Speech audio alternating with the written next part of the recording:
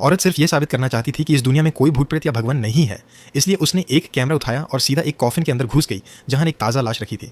वो लाश के पास ही लेट गई और अपने भाई टेडी से कहा कि ऊपर से कॉफिन बेंड कर दे। उसके बाद दोनों को साथ ही दफना दिया गया। उसने कैमरा को नाइट विजन मोड पर सेट कर दिया ताकि कॉफिन के अंदर क्या होता है ये रिकॉर्ड हो सके। उनके इलाके में एक कहानी मशहूर थी जिसने जिंदगी में सबसे ज़्यादा बुरा काम किया हो। उसकी मौत के बाद उसकी कब्र में भगवान उसे सख्त सजा देते हैं और जो लाश उसके पास रखी थी वो जिंदगी में एक बहुत ही गंदा आदमी था जिसने सिर्फ बुरे काम ही किए थे।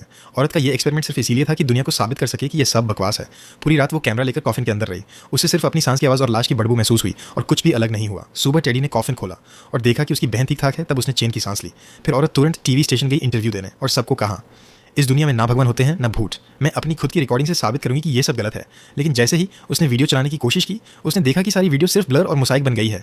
औरत को तुरंत समझ आया कि ये उसका भाई टेडी का काम है। उसने टेडी से पूछा तो उसने मान लिया कि उसने रिकॉर्डिंग बट डाल दी थी।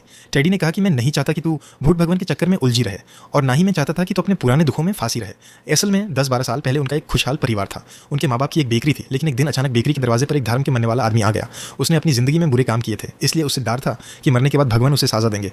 क्या आप चाहते हो मैं आगे का भी पूरा ट्रांसलेट करूं? अगर आप नेक्स्ट पार्ट भेजो